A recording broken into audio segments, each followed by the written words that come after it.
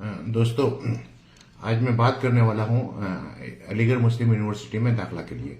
जैसे कि 2025-26 का एडमिशन का नोटिफिकेशन आ गया है और आपको मैं बता दूं कि अलीगढ़ मुस्लिम यूनिवर्सिटी NIRF रैंकिंग में 8 पोजीशन पर है। तो अभी वेरियस कोर्सेज के लिए अलीगढ़ मुस्लिम यूनिवर्सिटी में एडमिशन के लिए फॉर्म आ चुके हैं। तो उसमें जनरली जो कोर्सेज होते हैं हमारे पास, वो सर्टिफिकेट कोर्स होता है, डिप्लोमा कोर्स होता है और डिग्री कोर्स होता है। और डिग्री कोर्स में आपका अंडर ग्रेजुएट है, पोस्ट ग्रेजुएट है और PhD प्रोग्राम होता है। तो इसमें आप आप एडमिशन ले सकते हैं अलग अलग फॉर्म में। तो आपको जनरली जो अंडर ग्रेजुएट कोर्सेज हैं, तो उसमें जो ग्रेजुएशन का कोर्स होता है, उसके अलावा पोस्ट ग्रेजुएट कोर्सेज है और PhD कोर्सेज है। उसके अलावा कुछ सर्टिफिकेट कोर्स है, कुछ डिप्लोमा कोर्स है और इसमें कुछ पार्ट टाइम कोर्सेज भी होता है। तो पार्ट टाइम कोर्सेज भी आप करके अच्छा करियर बना सकते हैं। तो जनरली अलीगढ़ मुस्लिम यूनिवर्सिटी AMU में बहुत सारे फैकल्टीज हैं और बहुत सारे फैकल्टीज में बहुत सारे डिपार्टमेंट्स हैं और अलग अलग डिपार्टमेंट जो ना अलग अलग कोर्सेज कराती है। जैसे कि फैकल्टी ऑफ आर्ट्स में जो है ना BA ऑनर्स किसमें है? हिंदी में है, लिंग्विस्टिक में है, पर्शियन में है, फिलोसफी में है, संस्कृत में है। उसके अलावा अरेबिक में है, कम्युनिकेटिव इंग्लिश में है, इंग्लिश में है, उसके बाद कुरानिक स्टडीज में है और उर्दू में है। ये सारे कोर्सेज जो है आपका फैकल्टी ऑफ आर्ट्स में है। उसके अलावा बैचलर ऑफ विजुअल आर्ट्स है। उसके अलावा मास्टर कोर्स में आपका है MA in Arabic, MA in Persian, MA in Sanskrit, MA Malayalam, MA Bengali, MA linguistic, MA philosophy, MA Urdu, MA Hindi, MA Hindi translation, MA English language teaching. उसके बाद master of visual arts MVA। उसके बाद MA कुरानिक स्टडीज। उसके अलावा है आपका PG diploma in mass communication Urdu. उसके बाद post MA diploma in Urdu translation. ये सारे कोर्स जो है फैकल्टी ऑफ आर्ट्स की तरफ से होता है। दूसरा है फैकल्टी ऑफ कॉमर्स के तरफ से अंडर ग्रेजुएट कोर्सेज है, जो है BCom ऑनर्स है, बैचलर ऑफ बिजनेस एडमिनिस्ट्रेशन है, BBA है। उसके अलावा MCom है, MBA है, MBA में फाइनेंशियल मैनेजमेंट है, MBA tourism and travel management है, MBA insurance and risk management है, MBA ह्यूमन रिसोर्स मैनेजमेंट है। उसके बाद है आपका फैकल्टी ऑफ इंजीनियरिंग टेक्नोलॉजी। उसमें है Zakir Hussain college of engineering technology. तो उसमें बैचलर ऑफ टेक्नोलॉजी बीटेक में आपका केमिकल इंजीनियरिंग है, सिविल इंजीनियरिंग है, कंप्यूटर इंजीनियरिंग है, इलेक्ट्रिकल इंजीनियरिंग है, इलेक्ट्रॉनिक एंड कम्युनिकेशन इंजीनियरिंग है, मैकेनिकल इंजीनियरिंग है। उसके बाद chemical technology, refining and petrochemicals. उसके बाद केमिकल इंजीनियरिंग, फूड टेक्नोलॉजी। उसके बाद कंप्यूटर इंजीनियरिंग, आर्टिफिशियल इंटेलिजेंस। उसके बाद ऑटोमोबाइल इंजीनियरिंग, मतलब electric and hybrid vehicles, electronics and communication engineering, VLSI design technology. उसके अलावा है बैचलर ऑफ आर्किटेक्चर BArch। उसके बाद है आपका बैचलर ऑफ इंजीनियरिंग, मतलब BE, सिविल इंजीनियरिंग है, इलेक्ट्रिकल इंजीनियरिंग है, मैकेनिकल इंजीनियरिंग है। उसके अलावा MTech प्रोग्राम है केमिकल इंजीनियरिंग, मतलब उसमें है प्रोसेस मॉडलिंग एंड सिमुलेशन। उसके बाद MTech है सिविल इंजीनियरिंग में हाइड्रोलिक स्ट्रक्चर है, स्ट्रक्चर इंजीनियरिंग है, एनवायरमेंटल इंजीनियरिंग है, जियो टेक्निकल इंजीनियरिंग है, अर्थक्वेक इंजीनियरिंग, डिजास्टर मैनेजमेंट है और सस्टेनेबल इंजीनियरिंग है। उसके अलावा MTech कंप्यूटर साइंस इंजीनियरिंग, इसमें है सॉफ्टवेयर इंजीनियरिंग है, इंफॉर्मेशन सिक्योरिटी है, कंप्यूटर नेटवर्क है। उसके बाद MTech आर्टिफिशियल इंटेलिजेंस। आजकल आर्टिफिशियल इंटेलिजेंस का बहुत अच्छा स्कोप है और आर्टिफिशियल इंटेलिजेंस को अलग अलग फील्ड में लागू करने का कोशिश की जा रही है। MTech इलेक्ट्रिकल इंजीनियरिंग, इसमें है instrumentation and control, power system and drives, high voltage and insulation engineering. उसका solar and renewable energy system. उसके बाद MTech इलेक्ट्रॉनिक्स इंजीनियरिंग में आपका communication and signalling process, electronic circuits and system design, VLSI and embedded system, wireless network. उसके बाद MTech है mechanical engineering में thermal engineering है, इंडस्ट्रियल एंड प्रोडक्शन इंजीनियरिंग है, मशीन डिजाइन है। उसके बाद MTech petroleum processing and petroleum engineering है। ये तो इन जनरल में है। उसके अलावा पर्टिकुलर कोर्सेज भी हैं। MTech नैनो टेक्नोलॉजी, आजकल नैनो टेक्नोलॉजी जो है ग्रो कर रहा है। और उसके अलावा MTech bio medical engineering, MTech material science and technology, MTech green energy and sustainable development. उसका MSc polymer science and technology. और आजकल पॉलीमर का जो है ना बहुत यूज है। अगर आप देखें डेली लाइफ में जो है ना पॉलीमर का बहुत यूज है। जो आप जो भी चीज इस्तेमाल करते हैं, जो भी यूटेंसिल्स इस्तेमाल करते हैं, खाने पीने का जो बर्तन है, टेबल है, या इवन के बहुत सारे कपड़ा होता है, जो रेयन होता है, वो सारे पॉलीमर बेस्ड होता है। तो पॉलीमर का जो है ना आजकल बहुत ही है, लेकिन पॉलीमर के साथ बहुत बड़ा प्रॉब्लम क्या है कि वो डिग्रेड नहीं करता है। तो आज के टाइम में बायोडिग्रेडेबल पॉलीमर को क्या कहते हैं इन्वेंट करने की कोशिश की जा रही है। उसके बाद master of architecture MArch, construction management, master of planning MPlan, urban regional, advance PG diploma in nanotechnology. उसके अलावा यूनिवर्सिटी पॉलिटेक्निक, तो अलीगढ़ में यूनिवर्सिटी पॉलिटेक्निक जो है क्या कहते हैं बॉयज के लिए अलग है और गर्ल्स के लिए अलग है। वुमेन्स पॉलिटेक्निक अलग है, यूनिवर्सिटी पॉलिटेक्निक अलग है। तो उसमें डिप्लोमा कोर्सेज है। डिप्लोमा इंजीनियरिंग में सिविल इंजीनियरिंग है, कम्युनिकेशन इंजीनियरिंग है, कंप्यूटर इंजीनियरिंग है, कंप्यूटर साइंस इंजीनियरिंग है, इलेक्ट्रिकल इंजीनियरिंग है, इलेक्ट्रॉनिक्स इंजीनियरिंग है। उसके बाद इलेक्ट्रॉनिक्स एंड कम्युनिकेशन इंजीनियरिंग है, इंफॉर्मेशन टेक्नोलॉजी है, इलेक्ट्रिकल इंस्ट्रूमेंटेशन इंजीनियरिंग है, मैकेनिकल इंजीनियरिंग है, आर्किटेक्चर इंजीनियरिंग है, इंटीरियर डिजाइन है, leather goods and food technology. उसके अलावा diploma in costume design and garment technology. उसका diploma in secretarial practice, advance diploma in interior decoration. उसके बाद कम्युनिटी कॉलेज भी इसमें है, बीवॉक मतलब बैचलर ऑफ वोकेशनल में polymer and coating technology, बीवॉक fashion design and garment technology. उसके बाद है फैकल्टी ऑफ इंटरनेशनल स्टडीज, तो उसमें जो होता है BA ऑनर्स होता है चाइनीज में, रशियन में, इंटरनेशनल स्टडीज में। उसके अलावा फ्रेंच में, जर्मन में, स्पेनिश में, ये सारा अंडर ग्रेजुएट कोर्सेज है। उसके बाद MA है international and west Asian studies, MA Chinese, MA French, MA German, MA Russian and MA Spanish. उसके बाद faculty of law BA LLB।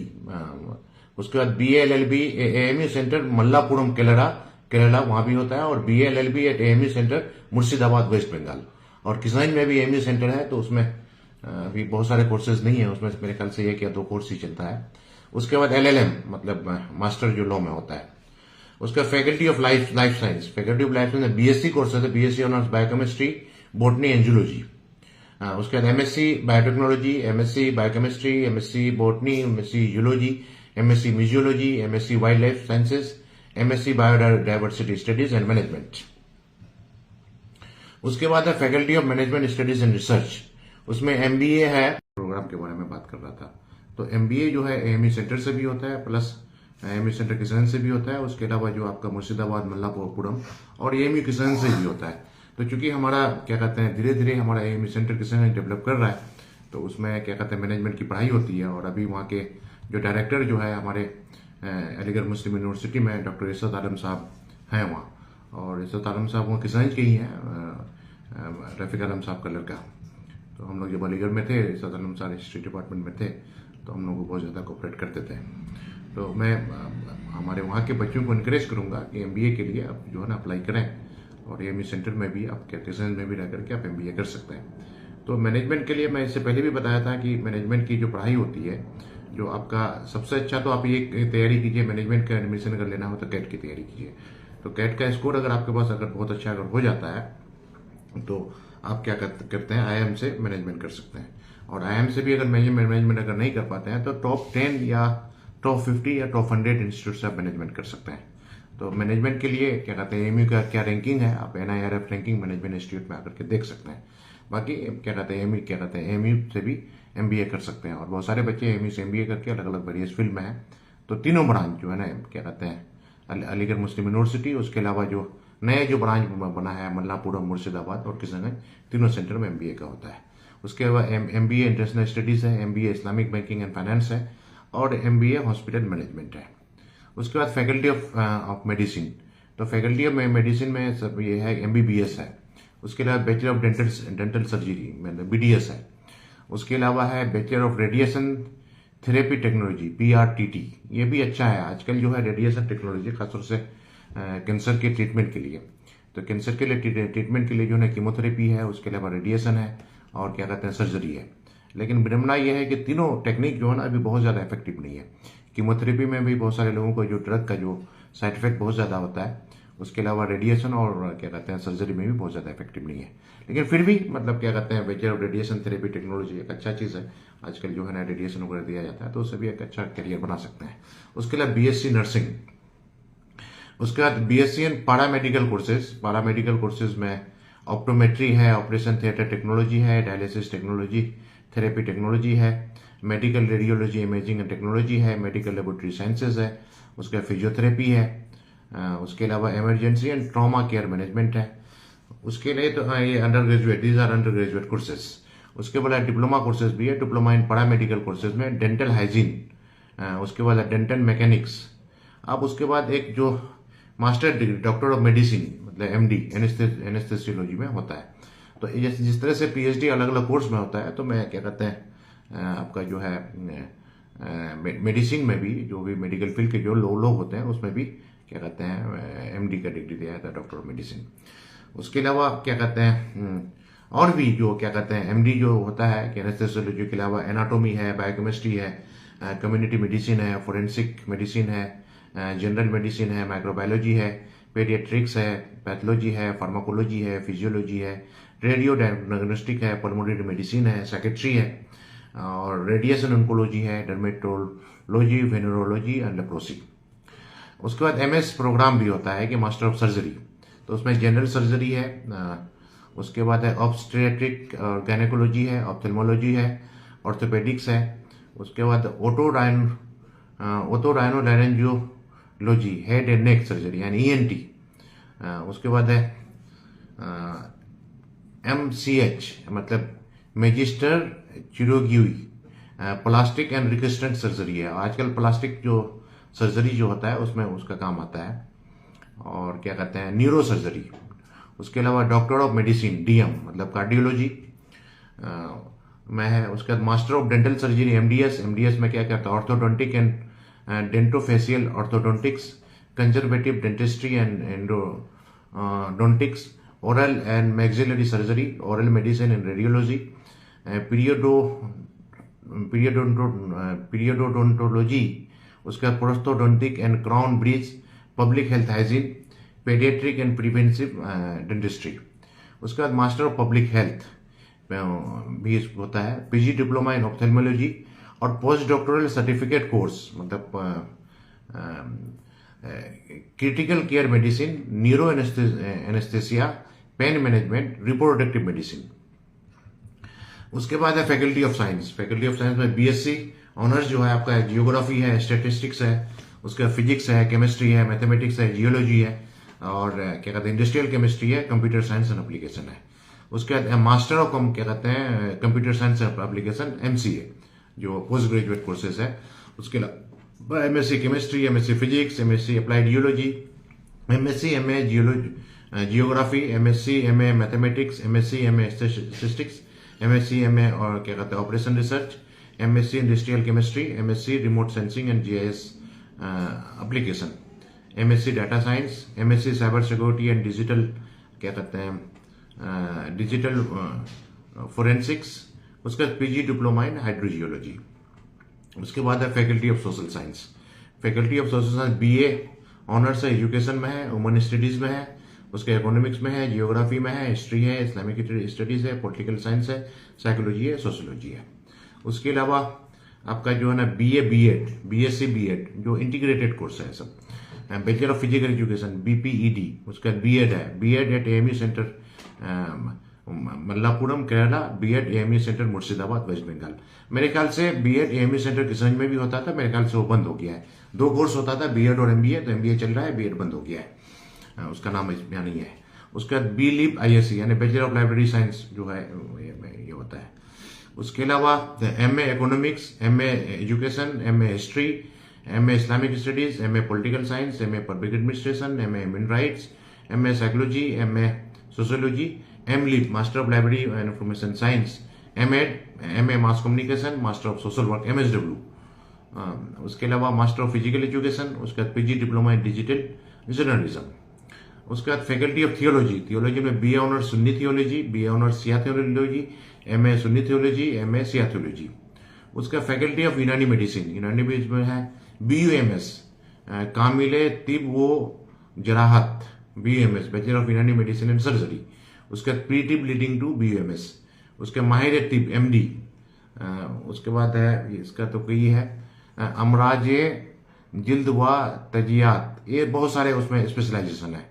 उसके बाद माहिर जराहत यानी एमएस भी होता है, यानी जिस तरह से एमबीबीएस के बाद एमएस होता है उसी तरह से बीएमएस के बाद भी एमएस होता है। उसके बाद पीजी डिप्लोमा इन इल्मुल सैदला। उसके बाद सेंटर फॉर प्रोफेशनल कोर्सेज, उसमें है PG diploma in computer programming, PG diploma in marketing management, PG diploma in taxation accounting and advance diploma in solar engineering and management. उसके बाद PG diploma in nutrition and dietetics, PG diploma in industrial safety and fire prevention, PG diploma in cupping therapy. उसके बाद PG diploma in animation and multimedia, PG diploma in nursing, PG diploma in business management, PG diploma in international business, PG diploma in business analytics, PG diploma, उसके बाद diploma in wound and care dressings, advance diploma in pharmacy Unani, diploma in orthopaedic and plastic techniques. उसके अलावा senior secondary school है, senior secondary school certificate आपका science stream है, senior secondary school certificate commerce stream है, senior secondary school certificate humanities में है। उसके बाद है कि centre for promotion of education and cultural advancement of Muslims in India, ये bridge course senior secondary school certificate for the graduate क्या कहते हैं दीनी मदारिस के लिए है। उसके अलावा फैकल्टी ऑफ एग्रीकल्चर साइंस, उसमें PhD in agriculture microbiology, PhD in home science, PhD in plant pathology, PhD in post harvest engineering and technology. उसके बाद फैकल्टी ऑफ आर्ट्स, पीएचडी तो हर जगह होता है, PhD in Arabic, PhD in English, PhD in English language and teaching, PhD in fine art, PhD in Hindi, PhD in linguistic, PhD in Persian, PhD in philosophy, PhD in Punjabi, PhD in Sanskrit, PhD in Telugu, PhD in Quranic studies, PhD इन उर्दू। उसके बाद faculty of commerce में है PhD in commerce, PhD in tourism. उसके बाद faculty of engineering technology में PhD in applied chemistry, PhD in applied mathematics, PhD in applied physics, PhD in architecture, PhD in artificial intelligence, PhD in biomedical engineering, PhD in chemical engineering, PhD in civil engineering, PhD in computer engineering, PhD in electrical engineering, PhD in electronics engineering, PhD in mechanical engineering, PhD in nanotechnology. उसके बाद PhD in petroleum processing and petrochemical engineering. उसके बाद faculty of international studies में PhD in French, PhD in Russian, PhD in Spanish, PhD in strategic and security and peace studies. उसके बाद PhD in waste Asian studies and north African studies. Faculty of law, PhD in law. उसके बाद faculty of life science में आता है PhD in biochemistry, PhD in biotechnology, PhD in botany, PhD in museology, PhD in wildlife sciences, PhD in geology. उसके बाद faculty of management studies and research, PhD in business administration. उसके बाद faculty of medicine, faculty of medicine में है PhD in biochemistry, PhD in clinical psychology, PhD in medical physics, PhD in pharmacology, PhD in plastic surgery. उसका faculty of science में PhD in chemistry, PhD in computer science, PhD in geography, PhD in geology, PhD in industrial chemistry, PhD in mathematics, PhD in operation research, PhD in physics, PhD in statistics. उसका faculty of social science में PhD in economics, PhD in education, PhD in history, PhD in human right, PhD in Islamic studies, PhD in library and information science, PhD in mass communication, PhD in political science, PhD in psychology, PhD in physical education, PhD in public administration, PhD in social work, PhD in sociology, PhD in human studies. Faculty of theology में PhD in Shia theology, PhD in Sunni theology. तो ये सारे courses आपका जो है क्या कहते हैं अंडर ग्रेजुएट कोर्सेज है, पोस्ट ग्रेजुएट कोर्सेज है और पीएचडी कोर्सेज है, जिसमें आपको सर्टिफिकेट डिग्री कोर्सेज है ये सारे दिया जाएगा। और इसमें कुछ जो है distance and online education programme आज जो है आजकल जो है आप क्या कहते हैं डिस्टेंस एजुकेशन से भी सर्टिफिकेट ले सकते हैं और ऑनलाइन एजुकेशन से भी आप ये कर सकते हैं। तो उसके लिए जो है आपका बीए ऑनर्स है, कम्युनिकेटिव इंग्लिश में है, इकोनॉमिक्स में है, हिंदी में है, हिस्ट्री में है, पॉलिटिकल साइंस में है, उर्दू में है। उसके अलावा बीकॉम होता है, MA economics, MA English, MA Hindi, MA history, MA political science, MA Urdu, MCom. उसके बाद master of business administration MBA, master of library and information science, diploma in communicative skill in English, diploma in computer programming, diploma in foreign languages like Chinese, French, German, Spanish. उसके अलावा diploma in guidance and counselling, उसके अलावा diploma in human rights and duties, diploma in journalism and mass communication, diploma in marketing and management, diploma in personal management, diploma in travel and tourism management, diploma in cyber security, diploma in artificial intelligence, senior secondary school certificate art science commerce, senior secondary school certificate commerce stream, certificate in communicative English skills in English, certificate in computer hardware and network technology, certificate in GST goods and service tax, certificate in information technology, certificate in advance and digital marketing. उसके बाद faculty of art में जो part time courses है PG diploma in linguistics, certificate in translation, diploma in translation, advance diploma in translation, diploma in inter translation, diploma of proficiency in languages, मैं आपका है Arabic है, Persian है, उर्दू है, संस्कृत है, तमिल है, तेलुगु है, मलयालम है, बंगाली है, मराठी है, पंजाबी है, कश्मीरी है।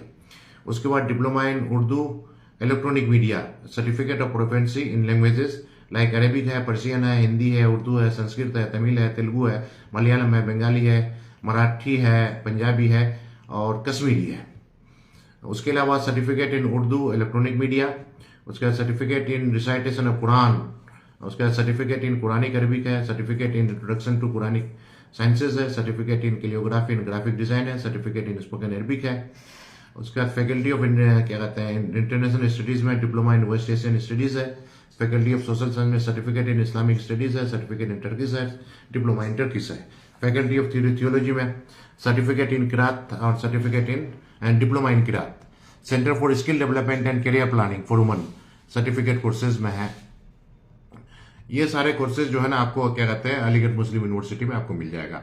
जैसे कि बताया कि अलीगढ़ मुस्लिम यूनिवर्सिटी आपका हिंदुस्तान का जो है ना 8वां है, NIRF रैंकिंग में इसका यूनिवर्सिटी रैंकिंग में 8th है, और उसमें बहुत सारे फैकल्टीज हैं और बहुत सारे डिपार्टमेंट्स हैं। ऑलमोस्ट जो है ना बहुत सारे कोर्सेज वहां पर होते हैं, बीटेक होता है, MBBS होता है, क्या कहते हैं BDS होता है, और साइंस के भी बहुत सारे कोर्सेज होते हैं। मेरे ख्याल से जामिया मिल्लिया इस्लामिया से ज्यादा मतलब वहां पर कोर्सेज होता है, और वो अलीगढ़ मुस्लिम यूनिवर्सिटी बड़ी यूनिवर्सिटी है तो कंपेरेटिवली। तो एक चीज है कि दिल्ली में जामिया मिल्लिया इस्लामिया होने की वजह से इसका एक्सपोजर ज्यादा है, बच्चे क्या कहते हैं यहाँ पर तैयारी भी करते हैं। और इसके अलावा जिस तरह से जामिया मिल्लिया इस्लामिया में RC है, रेसिडेंशियल कोचिंग एकेडमी है, जिसमें IAS की तैयारी कराते हैं, और रिसेंटली जो ministry of minority development department के मिनिस्ट्री की तरफ से और भी कम्पिटेटिव एग्जामिनेशन की तैयारी कराई जाती है। तो उसमें जो नीट है, JEE है, या अलग जो वेरियस SSC है, या फिर अलग पुलिस के लिए है, कांस्टेबल वगैरह को निकलता है, तो वो भी तैयारी कराई जाती है। तो AMU सेंटर क्या कहते हैं अलीगढ़ मुस्लिम यूनिवर्सिटी में RC है, और शेरवानी हॉल वहां पर है, वहां पर भी साइड बाय साइड बच्चे कम्पिटेटिव एग्जामिनेशन की तैयारी कर सकते हैं। तो हमारे बच्चों को मैं इंकरेज करूंगा कि आप अलीगढ़ मुस्लिम यूनिवर्सिटी में जाएं, दाखिला लें। एक टेबो है, जब हम लोग अलीगढ़ मुस्लिम यूनिवर्सिटी आने की कोशिश करते थे तो लोग कहते थे कि वहां जाएगा तो नेता बन जाएगा, बिगड़ जाएगा। ऐसा नहीं है, हमें इस तरह की बातें होती थी। और अब पता नहीं मतलब चूंकि इसके बारे में जो सोचा गया, देखा गया कि बहुत सारे लोग पढ़ाई करने के लिए आए, तो भी बहुत सारे लोग ड्रॉप आउट है। तो ड्रॉप आउट का वजह अलीगढ़ मुस्लिम यूनिवर्सिटी या जामिया मिल्लिया इस्लामिया या कोई भी इंस्टीट्यूट नहीं है। ड्रॉप आउट का वजह यह है कि प्रॉपर गाइडेंस नहीं होने की वजह से, प्रॉपर सिलेक्शन में जो बताया कि लोगों का जो गोल फिक्स नहीं होता है। तो और गोल फिक्स करने के लिए आपके अंदर में जो सलाहियत होना चाहिए, मतलब दो चीज का ध्यान रखना चाहिए कि आपका इंटरेस्ट और कैपेबिलिटीज दोनों का समावेश होना बहुत जरूरी है। प्लस आपका फैमिली बैकग्राउंड को देखते हुए, फाइनेंशियल प्रॉब्लम, फाइनेंशियल चीजों को भी रखते हुए आप आगे ये कर सकते हैं। तो अगर आप बिल्कुल पैनी नजर अगर रखते हैं तो भाई कामयाबी आपके हाथों में है, और कामयाब होने के लिए PhD करने की जरूरत नहीं है। बहुत सारे लोग PhD करके भटक रहे हैं, बहुत सारे लोग MA करके भटक रहे हैं, बहुत सारे लोग MTech करके भटक रहे हैं, बहुत सारे लोग MBA करके भटक रहे हैं। तो भटक वो रहे हैं कि भाई अगर आप PhD अगर अच्छी जगह से करेंगे तो नहीं भटकेंगे आप। PhD के लिए आप क्या कहते हैं CSR के लैब से अगर करते हैं, IIT से करते हैं, ऐसे बेंगलोर से करते हैं, TIFR से अगर PhD करते हैं, तो भाई वहां के बच्चे ज्यादातर पोस्ट डॉक के लिए बाहर चले जाते हैं। लेकिन अगर कहीं अगर दूसरी जगह से PhD कीजिएगा तो भटकेगा ही। उसी तरह से MBA जो है आपका जो है IIM से भी होता है, और MBA का जो है क्या कहते हैं बहुत सारे इंस्टीट्यूट हैं। बीटेक का क्या कहते हैं आपका IIT से भी होता है, और हमारा किसान में भी बहुत सारा बीटेक कराती है। तो proper selection of institute is needed. अगर IIT में अगर चले जाते हैं तो भी आपका प्लेसमेंट हो जाता है। तो मैं हमारे बच्चों को इनकरेज ये करूंगा कि अलीगढ़ मुस्लिम यूनिवर्सिटी आइए, वहां पर जो है कल्चर, अलीगढ़ मुस्लिम यूनिवर्सिटी जामिया मिल्लिया इस्लामिया दोनों समझिए कि भाई है। जो है जामिया मिल्लिया इस्लामिया भी पहले अलीगढ़ में ही बना था, बाद में फिर शिफ्ट हो गया दिल्ली में। तो यहाँ पर एक कल्चर है, एक कल्चर ये है कि वहां पर एक अदब भी सिखाई जाती है, एक परिवार की तरह से लोग रहते हैं। और अलीगढ़ मुस्लिम यूनिवर्सिटी में हॉस्टल्स हैं, आपको हॉस्टल का भी एक्सपोजर मिलता है। जिस तरह से IITs में जो बच्चे कोर्सेज में एडमिशन कर लेते हैं तो सारे बच्चों को हॉस्टल में रहना जरूरी होता है, कंपलसरी होता है। तो एक हॉस्टल लाइफ का अलग मजा होता है। लाइब्रेरी होती है, और अलीगढ़ मुस्लिम यूनिवर्सिटी की लाइब्रेरी बहुत बड़ी लाइब्रेरी है, जो कि बहुत वक्त तक खुलती है। जब हम लोग थे, अमीन अंसारी सर हम लोग के वाइस चांसलर थे, तो 24 आवर्स खुलती थी। तो लोग वहां पर जाकर के पढ़ाई कर सकते हैं। जो भी बच्चे मेरे नजर के सामने में जो भी बच्चे अलीगढ़ मुस्लिम यूनिवर्सिटी में दाखिला लिए हैं, आइदर स्कूल में दाखिला लिए हैं या फिर यूनिवर्सिटी के अलग अलग कोर्सेज में अगर गए, डे 1 से अगर तैयारी किए हैं, लाइब्रेरी को अगर पकड़े हैं, मस्जिद को पकड़े हैं, जमात से अगर जुड़े हैं, वो कामयाब होकर के निकले हैं। बहुत सारे बच्चों को मैं देखा हूं कि क्या कहते हैं MBBS बहुत सारा बच्चा किया है, बहुत सारे बच्चे बीटेक किया है, बहुत सारा बच्चा MTech किया है, बहुत सारा बच्चा PhD किया है, अलग अलग कोर्सेज में जाकर के। और हिंदुस्तान ही नहीं, पूरी दुनिया में अलीगढ़ से बच्चे छाए हुए हैं। तो एक टेबो जो है वो ये करने की जरूरत नहीं। हाँ, जो बच्चे वहां पर लाइब्रेरी में पढ़ना छोड़ करके लाइब्रेरी के पीछे सुलेमान में जाकर के चाय पिया, क्या कहते हैं तस्वीर भर में जाकर के चाय पिया, और जाकर के वो आपका क्या कहते हैं मिनिसा में जाकर के जो है ना अड्डाबाजी किया, तो वो तो बर्बाद होगा ही ना। तो उसके लिए जो मैं कह रहा हूं कि बच्चों के अंदर में जो लर्निंग प्रोसेस जो होता है कि अगर जो है आपका जो 18 साल तक, और 18 साल तक जो है ना पेरेंटिंग इज नीडेड, मतलब पेरेंट का बहुत बड़ा रोल होता है। और उसके लिए जो मैं बताया कि 0 to 6 ईयर बहुत ही क्रूशियल होता है। गार्जियन को चाहिए कि बच्चों को बादशाह बना दे और उसके सामने में झूठ ना बोले, गिबत ना करे, चुगलखोरी ना करे, ये दुनिया की कोई ऐसी बुराई ना करे, क्योंकि वो बच्चे वहां पर सबकॉन्शियसली सीखते हैं। क्योंकि अगर उसके सामने में अगर हिंसा करेंगे तो बच्चे हिंसा करना सीखेंगे, उसके सामने में अगर लालच अगर रखेंगे तो बच्चे लालची हो जाएंगे, उसके सामने में क्या कहते हैं झूठ बोलेंगे तो बच्चा झूठ बोलना सीख जाएगा, उसके सामने में गिबत करेंगे तो गिबत करना हो जाएगा, और उसके सामने में अगर अहंकार दिखाएंगे तो बच्चे ये हो जाएगा। तो ये बहुत ही क्रूशियल है। मैं तो कहता हूं कि होलिस्टिक विजन ऑफ लाइफ हमारे बच्चों के कंप्लीट जो ओवरऑल डेवलपमेंट के लिए, क्योंकि 85% ब्रेन डेवलपमेंट जो होता है आप क्या कहते हैं 6 साल तक होता है, तो 6 साल तक के वो बच्चे वो होते हैं, उसको जो ट्रेनिंग जो होता है वो जो सीखते हैं, they learn by the action of parents, माता पिता के जो है ना क्या कहते हैं से सीखते हैं, वो रिश्तेदार से सीखते हैं, वो समाज के लोगों से सीखते हैं। इसीलिए हमारे बच्चों को जो है ना 85% ब्रेन डेवलपमेंट हो, सबकॉन्शियस माइंड में कोई गंदी चीज नहीं जाए, कोई बुरी चीज नहीं जाए, तो हमारे समाज को भी अच्छा होना पड़ेगा। नंबर 1। नंबर 2, दूसरा जो है आपका क्या कहते हैं 7 साल से लेकर के 12 साल तक, वहां पर कहा जाता है कि बच्चों को बिल्कुल स्ट्रिक्ट माहौल में रखिए, और बच्चों को जो है ना क्या कहते हैं बिल्कुल क्या कहते हैं उसको मतलब गुलाम बना दीजिए, अपने बादशाह बन जाइए, यानी कि बिल्कुल उसको प्रॉपरली मॉनिटर करना है बुराइयों से बचने के लिए। और बाकी 13 साल से लेकर के 19 साल जो टीनेज होता है, बच्चों का दोस्त बन जाइए। ये पेरेंटिंग का तरीका होता है। मैं तो कहता हूं कि पूरे गार्जियन को चाहिए कि हमारे बच्चों से 18 साल जो है ना अपने हाथ में ले, और 18 साल से तालीम के साथ साथ उनको तरबियत अगर दे देते हैं, आप उसको कहीं भी भेजें, आप अलीगढ़ मुस्लिम यूनिवर्सिटी भेजें, क्या कहते हैं जामिया मिलिया इस्लामिया भेजें, जामिया हमदर्द भेजें, या IITs भेजें। पूरे हिंदुस्तान में 1000 क्या कहते हैं से ज्यादा यूनिवर्सिटीज है, तो कहीं भी जा सकता है वो। अगर वहां जाने के बाद अगर उसके अंदर में अगर सलाहियत अगर हो जाएगी, तो वहां पर फिर नर्चर, यूनिवर्सिटी के टीचर क्या होते हैं, बच्चों के अंदर में सलाहियत डेवलप नहीं कर पाते हैं। वो क्या कहते हैं they act as a interior decorator. बच्चे का जो बुनियाद जितना मजबूत होता है, उसको आसानी से उसको अच्छे मोल्ड करने में काम आता है।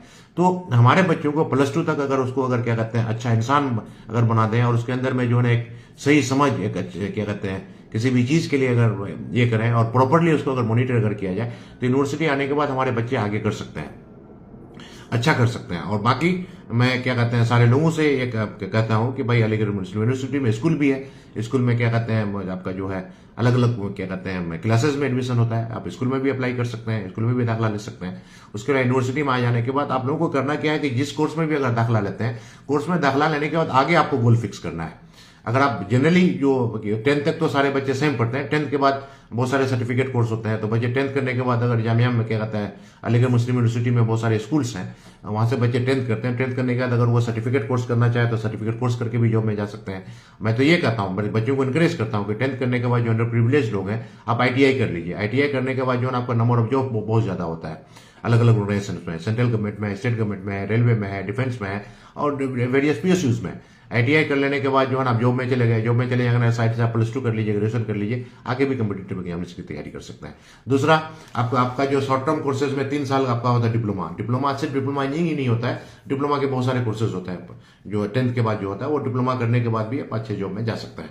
खासतौर से डिप्लोमा इंजीनियर्स के लिए बहुत सारे जॉब्स हैं, क्योंकि इंजीनियर ग्रेजुएट के लिए जितने सारे जॉब्स हैं उतने सारे जॉब डिप्लोमा इंजीनियर्स के लिए भी है। वो सेंट्रल गवर्नमेंट में जॉब है, स्टेट गवर्नमेंट में जॉब है, रेलवे में जॉब है, तो क्या कहते हैं डिफेंस में जॉब है, उसके अलावा अलग अलग जो SSC में जॉब है, यानी सारे ऑर्गेनाइजेशंस में जॉब है, PSUs में जॉब है, NTPC, ONGC, गेल, नेल, सेल, बार, DRDO, हर जगह डिप्लोमा इंजीनियर्स के लिए जॉब है।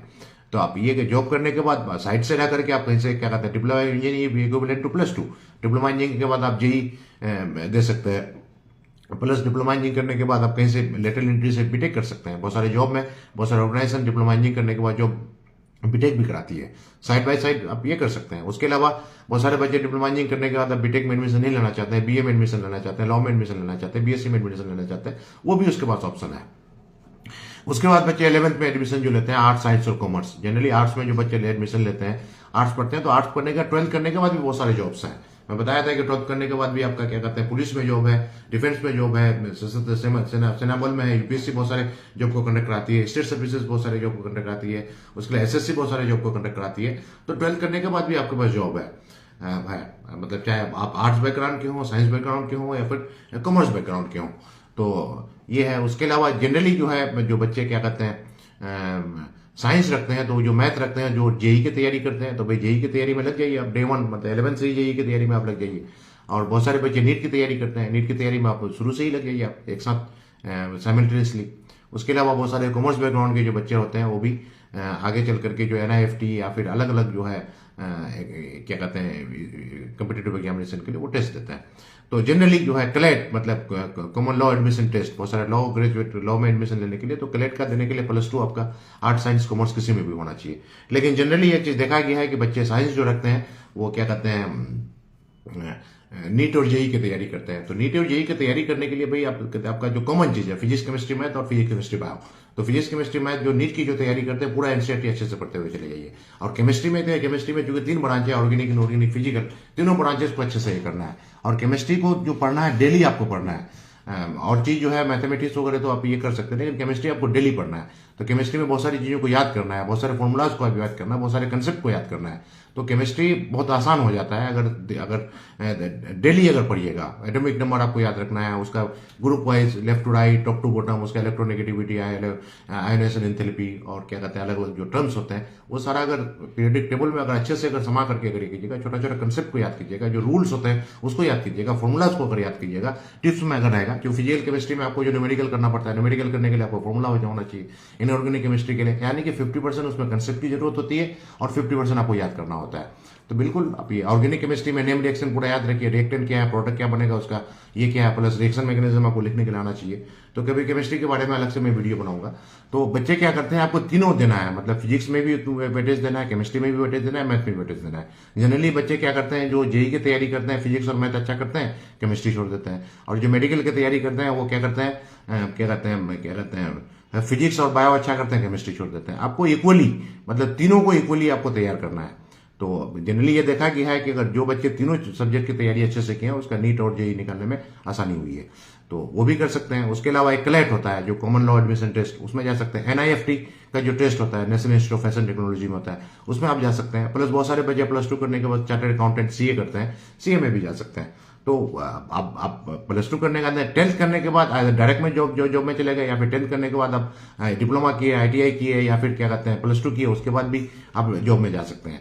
प्लस क्या कहते हैं फिर अगर जो बच्चे जॉब क्या जैसे कि वेरियस जो 10th के बेसिस पर अलग अलग ऑर्गेनाइजेशन में जो जॉब होता है, 12th के बेसिस पर अलग अलग ऑर्गेनाइजेशन में जॉब होता है, बिल्कुल जॉब ले लीजिए ना, अपने आप को स्टेबल कर लीजिए ना। क्योंकि होता क्या है कि मतलब वो एक शेर भी था, हम लोग 10th में पढ़े थे, चाही थी सह बड़ी सो छोटी भी गई, चाही थी सह बड़ी सो छोटी भी गई, केक के फिक्र में रोटी भी गई। तो मतलब अपने आप को स्टेबल करना है ना। क्योंकि बहुत सारे बच्चों को ये देखा जाता है कि पता नहीं पढ़ाई करने के चक्कर में, PhD करने के चक्कर में, MTech करने के चक्कर में जो है ना गार्जियन पर जुल्म करते हैं। जुल्म नहीं करना है भाई, गार्जियन को भी फ्री छोड़ना चाहिए, मतलब ये है। तो और दूसरी बात देखा गया है कि आजकल जो है छोटे छोटे कोर्स निकलते हैं, जॉब विद डिग्निटी, मैं बात कर रहा हूँ जॉब विद डिग्निटी। अगर आप MTech किए हुए हैं तो MTech के बेसिस पर जॉब लीजिए, PhD किए हैं तो PhD के बेसिस पर जॉब लीजिए, MA किए हैं तो MA के बेसिस पर जॉब लीजिए। और जनरली आजकल जो है ना 4th ग्रेड एम्प्लॉय के लिए माली का है, चपरासी का जो वैकेंसी निकलता है, तो उसमें जो है ना बहुत सारे MTech और PhD वाले अप्लाई कर देते हैं, तो पेपर वालों को, मीडिया वालों को मौका मिल जाता है और उसको बहुत आसानी से, बहुत मतलब क्या कहते हैं मसालेदार, भाई ये क्या कहते हैं माली का पोस्ट निकला तो फलाने MTechs ने अप्लाई किया, फलाने क्या कहते हैं मास्टर्स ने अप्लाई किया, फलाने इतने PhDs ने अप्लाई किया। तो ऐसा नहीं होना चाहिए। तो कहने का मतलब यह है कि आप मतलब जो जॉब विद डिग्निटी, अगर आप +2 करें तो +2 के बेसिस पर जॉब लेने का कोशिश कीजिए। आगे आप ग्रेजुएशन करते हैं, जनरली +2 करने के बाद आपका रास्ता खुल जाता है। आप इंजीनियरिंग में ग्रेजुएशन कर सकते हैं, मेडिकल में MBBS कर सकते हैं, BDS कर सकते हैं, अलग अलग कोर्सेज में BA कर सकते हैं, BSc कर सकते हैं, अलग अलग कोर्सेज कर सकते हैं। मैं तो हमारे बच्चों को इनकरेज करता हूं कि आप ग्रेजुएशन की डिग्री लीजिए, क्योंकि आप ग्रेजुएट होते हैं तो सेंस ऑफ ह्यूमर डेवलप होता है। और सेंस ऑफ ह्यूमर जब डेवलप होगा, और उसके बाद मैं तो सारे बच्चों को कहता हूं कि ग्रेजुएशन करने के बाद आइदर आप MBBS भी is also a graduate, BTech is also a graduate, BSc is also a graduate, BA is also a graduate, किसी भी फील्ड में BMS is also a graduate, तो BDS is also a graduate. Graduation करने के बाद मैं तो सारे बच्चों से कहता हूं कि कम से कम 2-4 साल जो है ना UPSC की तैयारी कीजिए। UPSC की तैयारी में अगर आप लग जाइएगा तो, या फिर स्टेट सर्विसेज की तैयारी कीजिए। स्टेट सर्विसेज की तैयारी में अगर लग जाइएगा तो आपको बहुत सारा चीज पढ़ना पड़ता है, थोड़ा इंडियन हिस्ट्री पढ़ना पड़ेगा, इंडियन कल्चर पढ़ना पड़ेगा, इंडियन ज्योग्राफी पढ़ना पड़ेगा और इंडियन कॉन्स्टिट्यूशन पढ़ना पड़ेगा। उसके अलावा करंट अफेयर्स पढ़ना पड़ेगा और हिंदी, उर्दू, अरबिक, मतलब सारा चीज पढ़ना पड़ेगा थोड़ा। तो एक multi disciplinary education is needed now days. अब आजकल हमारे बच्चों के मतलब क्या कहते हैं सर्वांगीण विकास के लिए, यानी कि होलिस्टिक विजन ऑफ लाइफ के लिए जो है सारे चीजों का जानकार होना बहुत जरूरी है। क्योंकि वो हुआ क्या इन द फॉर्म कुछ सालों में, रिसेंट कुछ डिकेट्स में ये देखा गया है कि हमारे बच्चों का ओवरऑल पर्सनालिटी डेवलप नहीं हुआ। इंजीनियर बना तो इंजीनियरिंग की तरफ रह गया, मेडिकल किया तो मेडिकल की तरफ रह गया, लेकिन जिंदगी जीने का सलीका उनके अंदर में नहीं आया। जिंदगी जीने का सलीका के लिए जो है ना वही है कि जब देखिएगा देश जो है ब्यूरोक्रेट्स चलाते हैं। अब देखिएगा जो भी आईएएस वगैरह क्वालिफाई करता है पूरा जिला का मालिक होता है, डिस्ट्रिक्ट मजिस्ट्रेट होता है, और बाकी जो ऑफिसर्स होते हैं पूरा चलाते हैं उसको।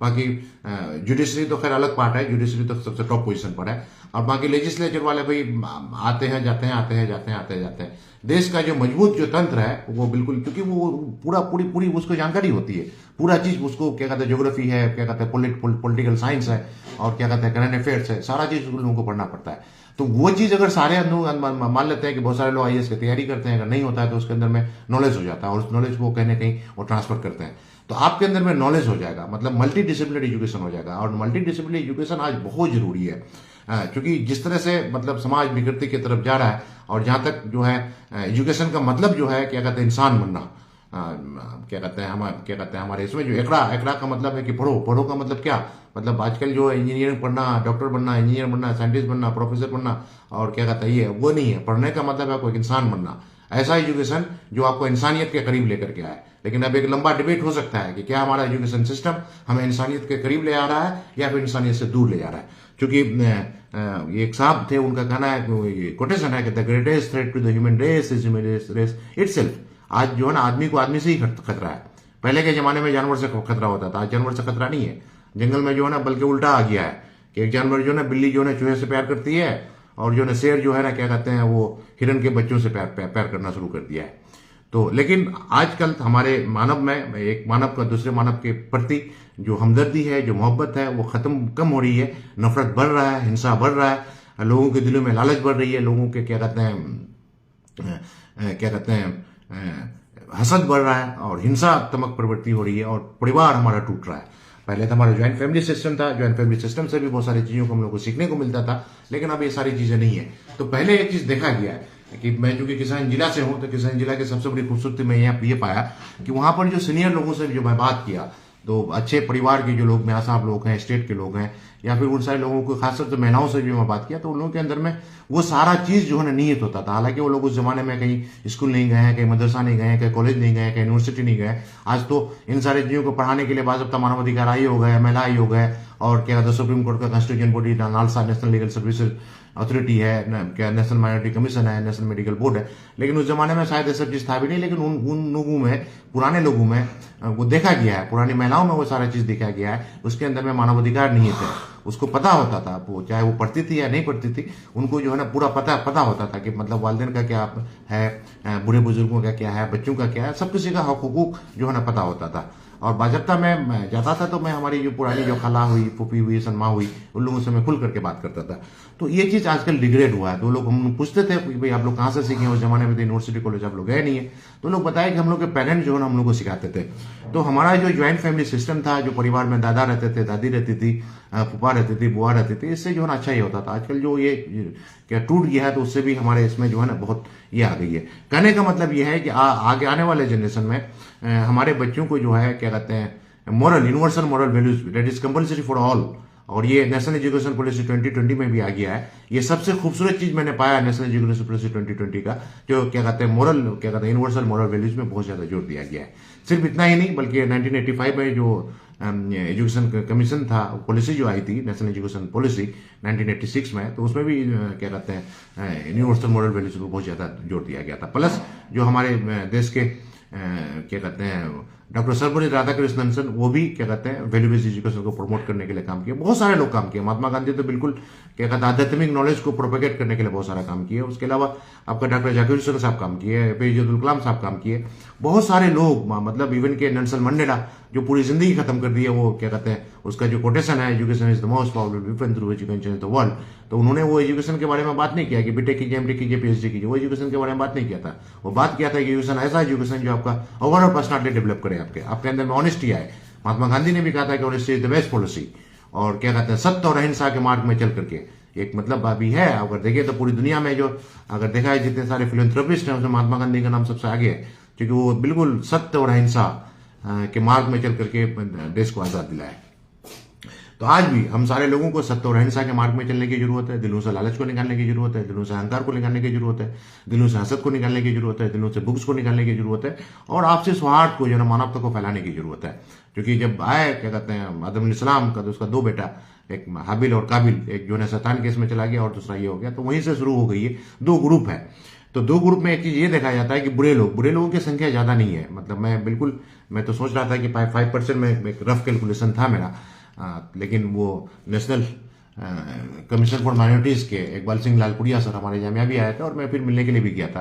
वो IPS रहे हैं और किसी जिला में SP थे। तो वो कह रहे हैं कि only 2% are able people, rest 98% are peace living, जो शांति से रहना चाहते हैं, न्याय से रहना चाहते हैं, और क्या कहते हैं समाज में जो है ना क्या कहते हैं अच्छाई को फैलाने की कोशिश करते हैं। लेकिन विडम्बना यह है कि वो 2% लोग, उनका दौर क्या कहते हैं लेजिस्लेचर वालों से, यानी कि जनप्रतिनिधियों और माननीय विधायक और माननीय MP और माननीय MLC के तौर वहाँ होता है। उनका दौर प्रशासन तक होता है, चाहे ब्लॉक एडमिनिस्ट्रेशन हो, थाना हो, या फिर डिस्ट्रिक्ट एडमिनिस्ट्रेशन हो, क्या कहते हैं डिस्ट्रिक्ट पुलिस हो।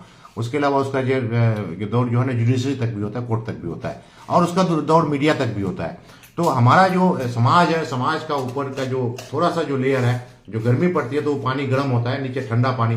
जो 98% जो लोग हैं वो बिल्कुल वो उन तक भी इंफॉर्मेशन नहीं पहुंचाया जाता है, उनको भी गुमराही में रख देते हैं। और राजनीति में एक टर्म यूज किया जाता है डिमोगो का मतलब आदमी को गुमराही में रखिए।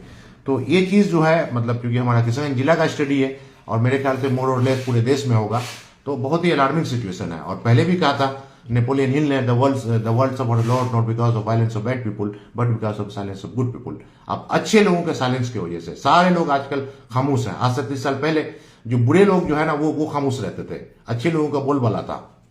किसी गांव में कोई एंटी सोशल पर्सनालिटी या कोई डकैत वगैरह आ जाता तो पूरा गांव मिलकर के काम करता था। लेकिन आज कोई अगर बुरे लोग का बुरा बोलबाला है, पंचायती वगैरह जो होती है बिल्कुल पहले से फिक्स होकर के, मतलब बड़ा अजीब टर्बुलेंस है हमारे सोसाइटी में। तो इसकी वजह वही क्या कहते हैं, इसीलिए ये कहा जाता है। और दूसरी बात, सबसे बड़ी बात ये देखी गई है कि इंटेलेक्चुअल लोगों के अंदर में क्या होता है कि 5 इंटेलेक्चुअल एक साथ मिलकर के काम नहीं करेगा। 5 इंटेलेक्चुअल जहां बैठेगा ना, एक दूसरे में ईगो प्रॉब्लम हो जाता है। बस ये उसको टांग खिंचाई करने लगा, उसका टांग खिंचाई करने लगा। लेकिन जो मतलब अंडर प्रिविलेज लोग हैं, जो क्या कहते हैं बहुत सारे शराबी हैं, जो शराब पीते हैं, तो शराबी होते 4 शराबी जो है ना उनके अंदर में बहुत अच्छी दोस्ती हो जाती है। और जो खैनी भी खाता है, 4 अगर खैनी खाने वाला दोस्त होता है ना, इतनी अच्छी दोस्ती होती है ना, मतलब हर चीज ये करता है। गंजेरी 4 है तो बहुत सी दोस्ती हो जाती है। और हमारे लेकिन रिसेंटली मतलब बहुत सारे मामले में, जैसे कि न्याय मिलने के लिए, न्याय बहुत जरूरी है मतलब लोगों के अंदर में। इसलिए UPSC की अगर आप तैयारी करते हैं तो DD बसु को कॉन्स्टिट्यूशन ऑफ इंडिया पढ़ना पड़ेगा। आप कॉन्स्टिट्यूशन ऑफ इंडिया में पढ़ने में तो कि क्या कहते हैं भारत के संविधान के बारे में बहुत सारे लोगों को जानकारी नहीं होने की वजह से वो गलती करते हैं।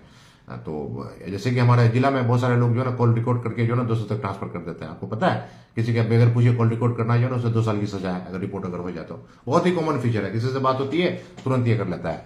दूसरी बात तो कॉन्स्टिट्यूशन ऑफ इंडिया और बाकी शराबबंदी जो बिहार में जो है क्या कहते हैं, हालांकि रिसेंट ईयर्स में देखा जाता है कि बिहार की कंडीशन जो है ना बहुत हद तक सुधरी है, क्राइम में कंट्रोल हुआ है, लेकिन कुछ कुरीतियां बढ़ रही है।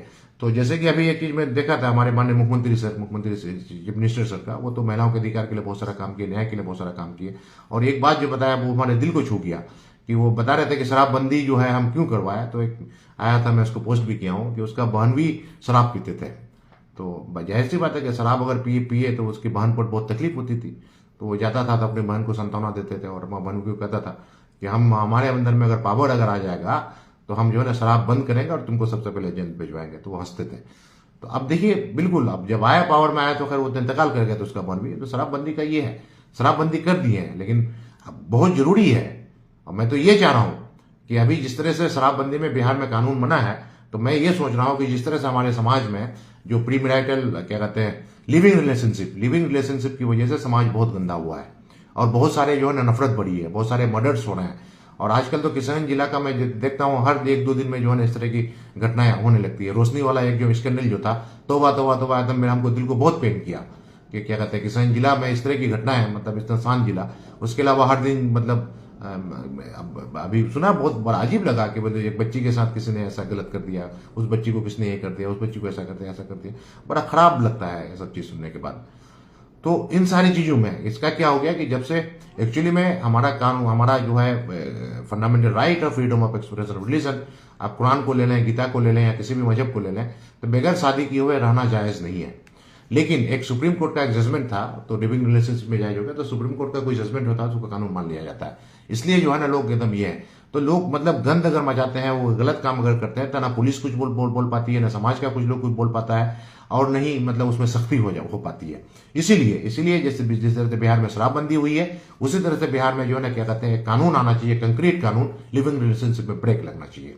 उससे पूरे देश में भी, क्योंकि लिविंग रिलेशनशिप आ जाने की वजह से pre marital affair, extra marital affair और बहुत सारे जो है ना मर्डर्स हो रहे हैं, बहुत सारा हिंसा हो रहा है। अब कभी कभी तो पेपर में आता है कि गर्लफ्रेंड ने बॉयफ्रेंड से मिलकर के पिता का हत्या कर दिया, बॉयफ्रेंड ने गर्लफ्रेंड से मिलकर के क्या कहते हैं माता का ये कर दिया, परेशान कर दिया, क्या कहते हैं भाई ने क्या कहते हैं बहन का परेशान कर दिया। बहुत सारा ऑनर किलिंग के मामला आते हैं। प्लस जो नशा, जो आजकल हमारे युवाओं में जो है ना नशा मुक्ति, नशा का बहुत बड़ा ये होता है। क्या है कि कम उम्र में वो लोग रिलेशनशिप में आ जाते हैं, ब्रेकअप होता है, ब्रेकअप को करने के लिए वो धतूरा सब, चलो ये पियो, गंजा पियो, सिगरेट पियो, ये पियो, वो पियो, उससे ये हो जाता है। उससे जो है ना उससे भी ये करने के लिए वो नशेरी बन जाते हैं लोग, गंजरी हो जाते हैं, शराब के आदि हो जाते हैं। और उसके अलावा बहुत सारी बीमारियां हैं जो क्या कहते हैं प्री मैरिटल, एक्स्ट्रा मैरिटल या मल्टी पार्टनर ये करने के बाद बहुत सारी बीमारियों में लोग मुब्तला हो जाते हैं। तो उसमें भी एक कंक्रीट कानून बनाने की जरूरत है। लेकिन जब तक ये कानून नहीं बनता है, लोगों को इस बात के लिए अवेयर करने की जरूरत है, क्योंकि हर कोई जानता है कि मतलब कंसेंसुअली मतलब क्या कहते हैं हम लोग क्या कहते हैं लिविंग रिलेशनशिप में रह सकते हैं, ये क्योंकि देश का कानून है। लेकिन अंदर जो आपका जो मोरली जो आपका जो क्या कहते हैं कोई भी धर्म ग्रंथ है, चाहे गीता हो, कुरान हो, या फिर अलग जो तौरेत है, अंजील है, जबूर है, या फिर और भी जो बौद्ध धर्म का है, जैन धर्म का है, और सिख धर्म का है, ईसाई धर्म का, कहीं भी जो है ना ये चीज अलाउड नहीं है। हर जगह इसको गंदा कहा गया है। तो कम से कम मास लेवल अवेयरनेस क्रिएट किया जाए, तो ये सारा चीज के लिए भी हम लोग ये कर सकते हैं। और उसके अलावा क्लाइमेट, पर्यावरण को भी बचाने के लिए, तो ये सारा चीज जो है ना मतलब पर्यावरण के लिए, क्लाइमेट के लिए और इस चीज के लिए, तो यूपीएससी की तैयारी, स्टेट सर्विस की तैयारी करते हैं तो आपके अंदर में वो सारी चीजें आ जाती है। आगे अगर आप यूपीएससी क्वालिफाई करते हैं, ठीक है, क्वालिफाई नहीं भी कर पाते हैं तो आगे चल करके आप अच्छा कोई भी आप जनप्रतिनिधि अगर बन जाए, तो अभी सबसे ज्यादा मैं तो कहता हूं कि हमारे जो जनप्रतिनिधि हैं, जो मुखिया हैं, सरपंच हैं, वार्ड मेंबर हैं, समिति हैं, और जो भी क्या कहते हैं जो आपका नगर पंचायत में जो है, उसके अलावा वो क्या इवन के लेजिस्लेचर के जो लोग हैं, मतलब माननीय विधायक लोग हैं, एमपी लोग हैं, सारे लोगों को जो है ना मानवाधिकार के बारे में बताने की जरूरत है, पढ़ाने की जरूरत है, भारत के संविधान के बारे में बताने की जरूरत है, उसके अलावा महिलाओं के अधिकार के बारे में बताने की जरूरत है, और क्या अच्छे स्वास्थ्य के बारे में बताने की जरूरत है, यानी सस्टेनेबल डेवलपमेंट गोल के टोटल 17 पॉइंट के बारे में बताने की जरूरत है। तो उसके लिए बाज़ाब्ता उन लोगों का प्रोग्राम वगैरह होते रहता है, विधानसभा वगैरह में होते रहता है। लेकिन इसके लिए भी मतलब जो हमारे जनप्रतिनिधि के लिए डिस्ट्रिक्ट लीगल सर्विस अथॉरिटी की तरफ से प्रोग्राम होते रहता है। लेकिन एक कमी पाई गई है, हमारे जनप्रतिनिधि जो है ना ऐसा प्रोग्राम वगैरह में ज्यादा इंटरेस्ट नहीं लेते हैं। जाना चाहिए। लर्निंग प्रोसेस इंसान का जिंदगी में क्या है कि भाई वो कभी भी मतलब सीख सकते हैं, और जो सबसे बड़ी सीख जो होती है आप प्रैक्टिकली जो सीखते हैं, प्रैक्टिकली सीखते हैं तो आप वो बहुत बड़ा ये होता है। तो कहने का मतलब ये है कि मैं भी खुद मतलब केमिस्ट्री की दुनिया में था तो बहुत सारी चीज को नहीं जानता था, तो बहुत सारा चीज नहीं कर पाया, लेकिन जब निकला हूं तो बहुत सारी चीज हम भी सीख रहे हैं। इवन के मतलब बहुत सारा चीज हम सीखे हैं। हालांकि बहुत सारे लोग हमसे कहते हैं कि भाई केमिस्ट्री का आदमी है, क्योंकि मैं इस बार भी पटना जो गया था मानवाधिकार आयोग के जनरल सेक्रेटरी सबसे बात हुई थी, तो बोले कि केमिस्ट्री के आदमी है, आप अच्छा ये करते हैं। प्लस बिहार जुडिशरी क्या कहते हैं जुडिशियल एकेडमी, यहाँ पर जो जुडिशरी सर्विसेज क्वालिफाई करते हैं उसका ट्रेनिंग जो होता है, वहाँ के डायरेक्टर साहब से डिस्कस किए थे हम, तो वो भी बोले थे कि अच्छा चीज है। बाकी लोगों से ये करते हैं, तो भाई ये सारी चीजें जो है ना सब किसी के लिए, हर एक इंसान के लिए, केमिस्ट्री का होना या फिजिक्स का होना या मैथ का होना वो मतलब नहीं है, हर एक इंसान के लिए जरूरी है जो हम बात कर रहे हैं। तो ये चीज अगर हमारे बच्चे बीपीएससी यूपीएससी की तैयारी करते हैं उसके अंदर में आ जाएगा। और मैं फिर मतलब कहता हूं कि चूंकि लुक्रेटिव जॉब है, आप बीपीएससी यूपीएससी क्वालिफाई कर लेते हैं तो समाज में आप परिवर्तन ला सकते हैं। मैं इंकरेज करता हूं, क्योंकि नंबर ऑफ एप्लीकेंट खासतौर से मुस्लिम पॉपुलेशन 14% है, लेकिन यूपीएससी क्वालिफाई करने में बहुत कम है, 2 to 3% है। तो हमारे क्या कहते हैं सारे लोगों को जो भी अंडर प्रिविलेज हैं, अलग अलग इसके हैं, तब बाज़ाब्ता आप लोग स्टेट सर्विसेज या फिर यूपीएससी आप लोग क्वालिफाई कीजिए। और उसके लिए तैयारी कराने के लिए बाज़ाब्ता जो जैसे कि जामिया में है उसी तरह से अलीगढ़ में है, ये कीजिए। उसके अलावा क्या कहते हैं उसके लिए मतलब किसी भी फील्ड में ग्रेजुएट होना चाहिए। इवन के आईटी मतलब बीटेक होते हैं या फिर एमबीबीएस होते हैं, बीडीएस होते हैं, यानी किसी भी फील्ड में ग्रेजुएट है आप यूपीएससी ये करते हैं। यूपीएससी में अगर आपका एलाइड सर्विसेज भी मिल जाता है ना, वो अच्छा है। उसके बाद भी आप बाद में रिटायर वगैरह करते हैं तो अच्छे पोजीशन में रिटायर करते हैं, आपको बोले स्टेट सर्विसेज का भी मिल जाता है, तो उसका ये होता है। बिल्कुल ये कीजिए। और इसमें नहीं तो बाकी मैं ये कहता हूँ कि बिल्कुल गोल फिक्स होना चाहिए, 9th-10th में ही गोल फिक्स होना चाहिए। भाई आईएएस की तैयारी हम लोग करते हैं क्या है कि जब एमएससी कर लेते हैं उसके बाद आईएएस की तैयारी शुरू करते हैं, पीएचडी कर लेते हैं तब आईएएस की तैयारी शुरू करते हैं। 10th से ही आपको तैयारी शुरू कर देना है, क्योंकि आपका आईएएस की तैयारी करने के लिए जो है ना पूरा 6 से लेकर के 12 तक पूरा एनसीईआरटी पढ़ना होता है सारा चीज। तो अब अभी से अगर ये रहता है तो आपके माइंड में रहता है, अभी से रहता है तो फिर आप बहुत सारे बच्चे हैं जो अच्छे परिवार के बच्चे हैं, वो बच्चों को मॉनिटरिंग करता है, वो 9 से 8-9 से ही उसको तैयारी कराना शुरू कर देते हैं और जाकर के ग्रेजुएशन करवाते हैं। ग्रेजुएशन करवाने के बाद जनरली जो अच्छे इंस्टीट्यूट हैं वहां जाते हैं और बीए करते करते उनका आईएएस निकल जाता है। और जनरली ये देखा गया है कि नंबर ऑफ क्या कहते हैं इंजीनियर्स और एमबीबीएस आईएएस ज्यादा क्वालिफाई कर पाते हैं। तो उसकी वजह ये है, ये 2 वजह है। एक तो ये होता है कि आईआईटीज में जो बच्चे जाते हैं, आईआईटी से जो बीटेक कर लेते हैं, उसके बाद फियर ऑफ इनसिक्योरिटी नहीं होता है, उसको डर नहीं होता है कि भाई अगर हम आईएएस क्वालिफाई नहीं कर पाएंगे तो मेरे पास क्या होगा। दूसरा क्या कहते हैं जेई में क्या कहते हैं मेंस और एडवांस निकलना काफी टफ है।